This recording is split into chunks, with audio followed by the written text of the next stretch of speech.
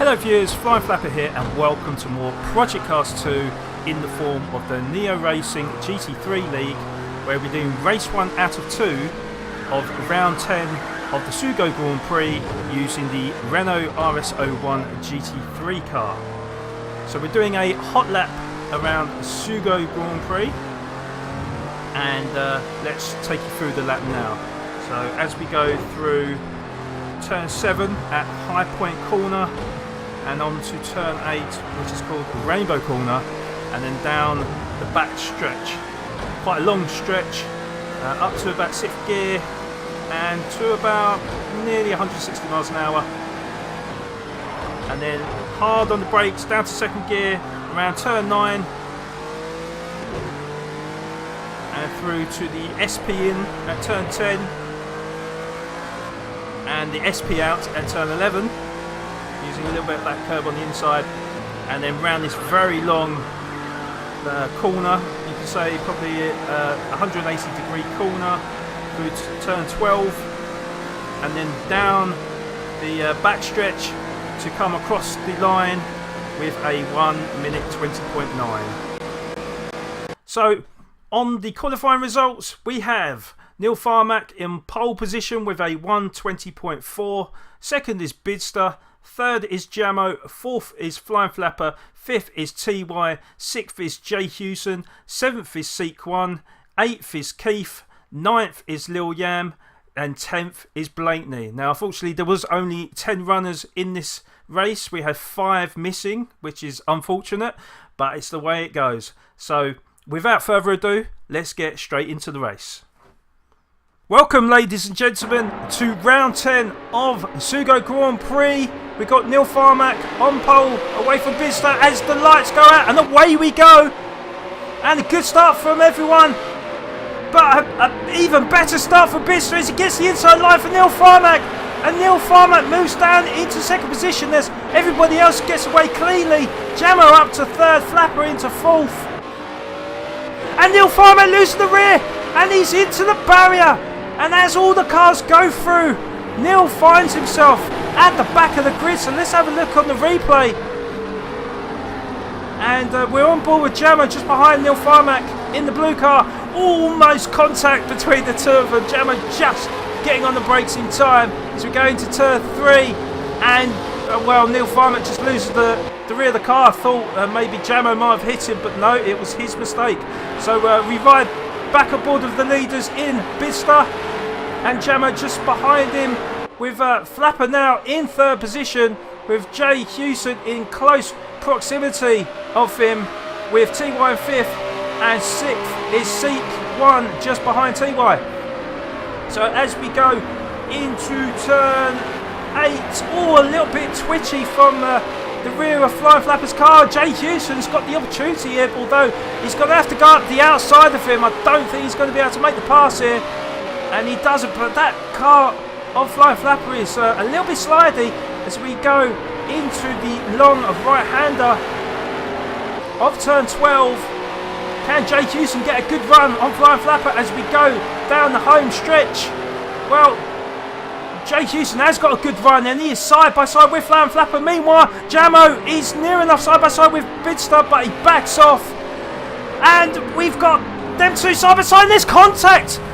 There's contact between 3 of them. I think that's Seek One.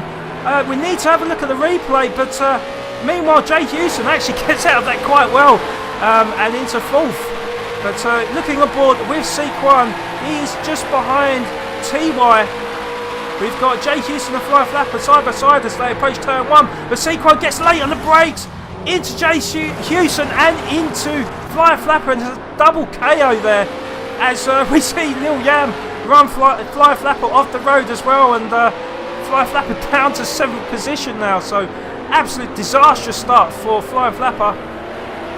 And now he's going to have to catch. Oh, I was just about to say he's got to catch Lil Yam and Blakeney, but there's contact between 2 of them. And we need to have a look at the replay and see exactly whose fault that is. So we ride on board with Lil Yam on the outside. There's Blakeney, and Lil Yam just turns straight into Blakeney. It's hard to see whose fault that is though, because Blakeney was behind Lil Yam, but Lil Yam ran wide, and I don't blame Blakeney for trying to make the move, but Lil Yam's clearly not seen him and turned straight into Blakeney, and Lil Yam's ended up far worse than Blakeney. So riding back on board with Jamo in second position, just behind Bidster. And oh god, and Bidster has got late on the brakes and he's run off the circuit, and we have a new leader in Jamo, and Bidster rejoins in second position. As we look aboard now with Flying Flapper in 6th place, just behind Blakeney, going into the turn, and he's lost the rear. Flapper's lost the rear and he's on to the grass, and all the cars will pass him before he rejoins into 10th place and last place. And Flapper's got it all to do now. Now, I was using the hard tyres here, as well as Neil Farmack, that finds himself in 8th position with TY in 3rd, and really struggling to get the temperature up in these hard tyres, really struggling to get them nice and warm to get maximum grip out of them. Everybody else on the soft compound. As we go into turn 1, Flying Flapper goes up the inside of Keith, and that's a great move there from Flying Flapper. You could say it was a little bit of a dive bomb, but Keith recognised he was coming up the inside, as we saw Lil Yam go very slow out wide, and we ride back aboard with him on the replay to see exactly what he did, and he was just late on the brakes and he spun it on the curb as well, and that is why he was going so slow around the outside. So riding back on board with Flying Flapper in 8th place, just behind Neil Farmack, as we go through turn 4 and into the chicane, and Flapper is swarming all over the back of Neil Farmack, nearly side by side. As you can see, Lil Yam and Keith side by side as we go into turn 7 and into turn 8. Is Lil Yam going to make this stick? Yes, he does, I think. Yes, he does. And Neil Farmack goes wide on turn 8. And Flying Flapper now draws alongside Neil Farmack. It's a straight drag race for turn 9 for the horseback corner, but Flying Flapper's got the inside line and he's going to make that stick. And Flapper into 7th position, with Lil Yam trying to make a move on Neil Farmack as well, but Neil Farmack successfully defends that from him. As we see Sequan and Blakeney go wide on the final corner of lap 3, and Sequan goes up into 5th as Blakeney flashes his lights to Sequan, so I'm not sure what happened there. But we ride back aboard with Neil Farmack, and he loses the rear and he's into the barrier, and Neil Farmack moves down to 9th, maybe 10th.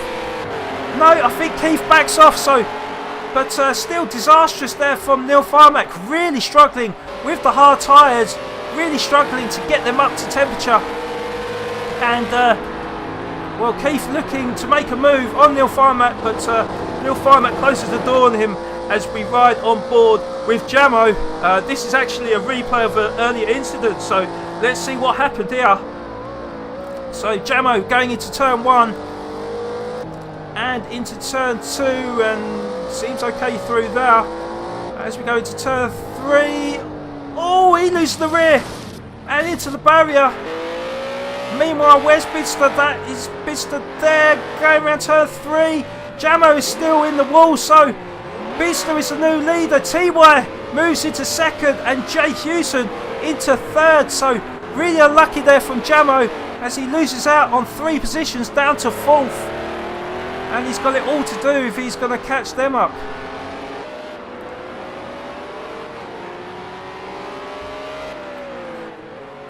So we ride on board with TY in 2nd position. There is about a 2.5 second gap between him and Bidster in the lead. But TY has got pace.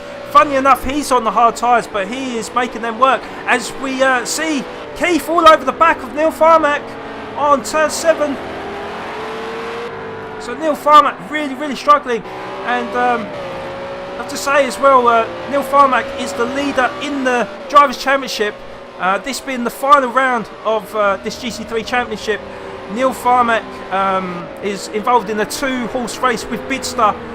Bidster out in the lead right now, and Neil Farmack needs to get 6th position to win the championship outright. But at the moment, it's not going to plan, and he finds himself in ninth as we look on board of all the places. Bistel in first, TY in second, third is Jay Houston, fourth is Jamo, and fifth is Sequan, sixth is Blakeney, seventh is Flying Flapper.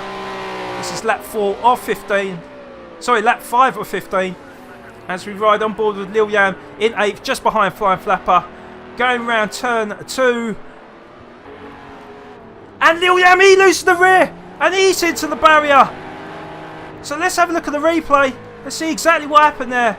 Obviously a driver error, but he rides the curb and that unstables the car, and that's what puts him into the barrier. So unlucky there from Lil Yam as we ride back aboard with TY in second position. He's actually got that gap down to less than 2 seconds now as you go through the rainbow corner at turn 8, and he gets good traction out of that corner. And like I said, TY is on the hard tyres, but them tyres should be working now, should be up to sort of temperature now. Where everybody else is on the soft tyres, including Bidster, but they're probably slowing down and burning up their tyres and losing grip, whilst the people on the hards, including myself, a Flying Flapper, as we're on board with me now, trying to chase down Blakeney. These hard tyres are starting to finally work now, and this is why we are closing that gap on Blakeney quite rapidly, it has to be said, as less than 2 seconds now between each other, and as we go around the last corner of lap 6, this long right-hander, Blakeney goes a little bit wide there, and I think he's come off the accelerator because that gap has gone to under a second now, and closing all the time as well as we end lap 6 and on to lap 7 and approach turn 1. And Blakeney goes wide as well. That's not going to help his cause. And look at it now, Flying Flapper swarming all over the back of Blakeney. And Blakeney's having to be very defensive now as we go through turn 4, the hairpin corner, and into the chicane at turn 5 and turn 6. And Blakeney loses the rear slightly there, and that gives the opportunity for Flying Flapper to go all the way around the outside, and he does make that stick, and that's a great move there from Flying Flapper as he moves into 6th position, although a little bit twitchy on the exit of turn 8, and Blakeney should now get an opportunity to get the power down, use the slipstream, and maybe make a pass at turn 9, but he's not close enough, and Flying Flapper takes that well, as Blakeney did try to flash his lights, maybe to put off Flying Flapper. It didn't work, and Flying Flapper comfortably into 6th place now. So riding on board with Lil Yam in 8th position, and we can see that Neil Farmack in the blue car just behind is closing in on him. Of course, as I was saying earlier, Neil Farmack needs 6th place or better to win the Drivers' Championship. So every position counts right now for him, and really looking to closing on Lil Yam, although you couldn't really see it in the replay there, and I've got to say, guys, this is not because people decide to play chicken and not use their lights. It's because the replay is not showing them with their lights on for some peculiar reason, as we see Neil Farmack all over the back of Lil Yam now, really applying that pressure. And as we go through turn 7 and through to turn 8, we're okay here, but Neil Farmack really, oh god, Lil Yam goes wide and he catches a curb and he goes into the barrier with that kick oversteer, and Neil Farmack forces an error out of Lil Yam, and he moves up into 8th place as we look aboard the Jamo with Jay Houston defending for his life here in his 3rd position. Gotta say, Jay Houston having a really good race here. Not used to seeing him so far up the field, but he is in 3rd place on merit. But Jamo now looking to apply that pressure to Jay Houston, maybe force a mistake from him and try to claim that all-important podium position. So going through turn 7 and through turn 8, and both as smooth as you like through them corners as we look on board with TY. He has closed that gap even further to Bidster now. It is now just over a second. And right now TY is the fastest man on the circuit. So he's really looking to apply that pressure, and he's really got them hard tyres working now. As we go back on board with Jamo, it's still the same sort of gap to him and Jay Hewson. And we're on board with Neil Farmack now, who is near enough on the back of Blakeney. You can see from the lap times, last lap Neil had a 123 and Blakeney a 127, so big difference in pace between the two of them now. And Neil Farmack really, well, you know, he needs 6th place, so he's really on the charge right now. As we look on board with Jamo in 4th, he has got a little bit closer to the back of Jay Hewson. So can Jay Hewson withstand this pressure? As we look on board with Neil Farmack, and Blakeney goes wide. It's not the first time he's gone wide. There was a slight bit of contact there, but you know, rubbing is racing, and Neil Farmack does move up into 7th position, and he is 1 position away from winning this championship. But he does need to catch Flying Flapper, who is a further 6 seconds up the road. So running on board with TY, and that gap has come down even further. It's now just over half a second now. So Bidster coming under increasing pressure as we see Jamo go too deep into turn 9. And let's have a look at the replay, because yeah, that caught me a little bit off guard there. So we're going down the straight now. Jay Hughes in front, and you can see he's got late on the brakes, and he's gone right across the gravel trap, and that's going to lose him a lot of time, and probably now not going to get a podium position. So unlucky there from Jamo as we look on board with TY on lap 12 out of 15, and that gap is pretty similar to last time we left them, but TY's got a little bit wide just before the chicane at turn 5 and 6, and but TY, you know, he's generally got pace around this circuit, and looking to grab the lead as we look on board with Flying Flapper. It's just started lap 12, and he's really closed that gap on Sequan in 5th. It was about 5 or 6 seconds last time we see Flapper, about a couple of laps ago. So Flapper really on the charge now, as you can see from the lap times. Flying Flapper with a 122.6 and Sequan with a 125.1. So again, Flying Flapper really making them hard tyres work now. Sequan on them soft tyres, so them tyres are starting to burn out, I feel. Perhaps he's starting to struggle on them as well. So Flapper really looking to take advantage of this speed difference. As we lose the camera slightly there, I don't know what happened there.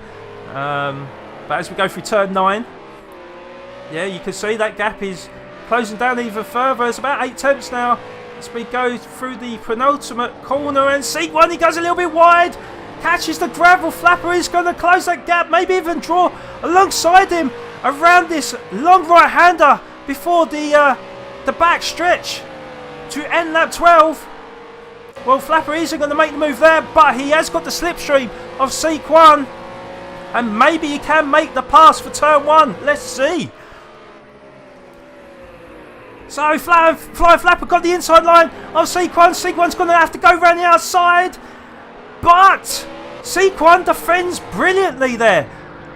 Really felt that Flying Flapper probably would have had, or probably would have been favourites to pass him there, but that is brilliant driving there from Sequan, although he goes a little bit wide out of turn 4. So Flying Flapper all over the bumper now of Sequan as we go through turn 7 and through to turn 8. So Flapper really trying to apply that pressure now to Sequan. And Flapper's either going to try and force him to make a mistake, or you know, actually try and make the pass on him. So as we go through turn 9, it does seem like Flapper is just biding his time right now as we go through turn 10 And then through turn 11. And Sequan, he goes wide. And he's onto the gravel pit.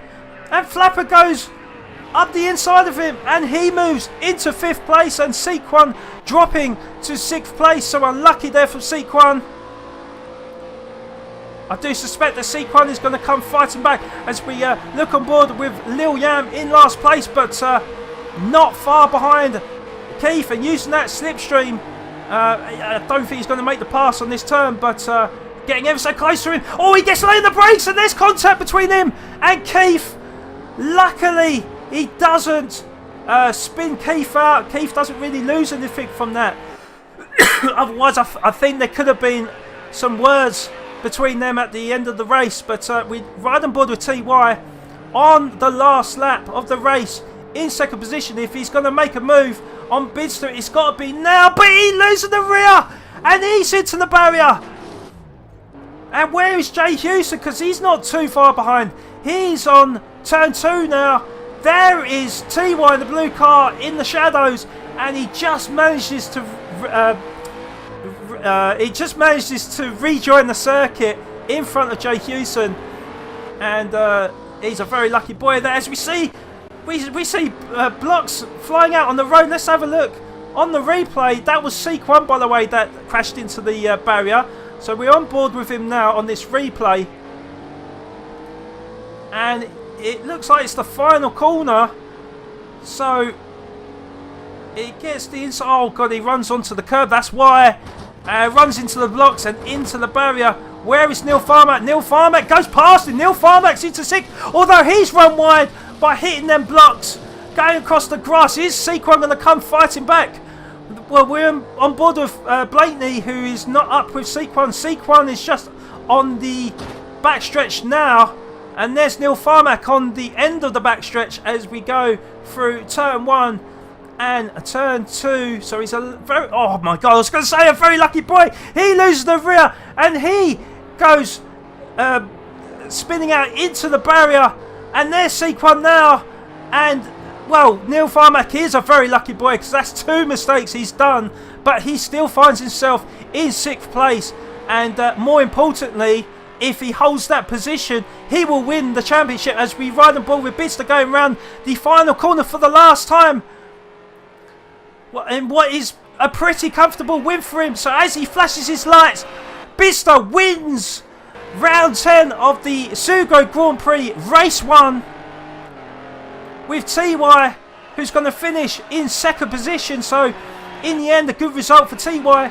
A very good result for Jay Houston, who gets the final podium position with Jamo not too far behind and finishes in 4th.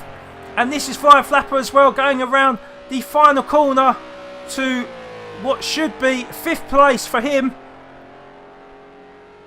And you can see there's a 17 second gap between Flying Flapper and Neil.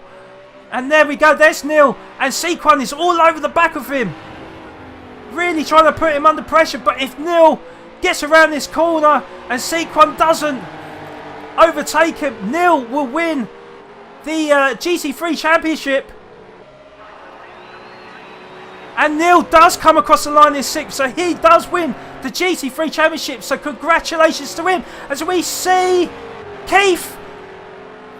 Oh, is he going to overtake? Oh, there's contact between him and Blakeney. And Keith does manage to make the pass to Blakeney. I don't know what happened to Blakeney there. He was going very slow around that final corner. But Keith does get that 8th place from Blakeney, who finishes in 9th with Lil Yam finishing at the back of the pack in 10th place. So let's have a look on the classified race results, and there it is confirmed. Bidster finishes in 1st place in what is his, I think that's his 3rd win on the bounce, with TY finishing in 2nd, Jay Houston in 3rd, 4th is Jamo, 5th is Flying Flapper, 6th is Neil Farmack, and like I said earlier, congratulations to him. He is the GT3 championship winner. So again, congratulations to him. 7th is Sequan, 8th is Keith, 9th is Blakeney, and 10th is Lil Yam. So guys, that is going to end this video for today. I hope you have enjoyed. If you have, please do show your appreciation by hitting that like button. subscribing to the channel if you are new to the channel, want to see more racing content like this. And I'll see you next time for race 2 of round 10 of Sugo. So I'll see you then, and it's bye-bye for now.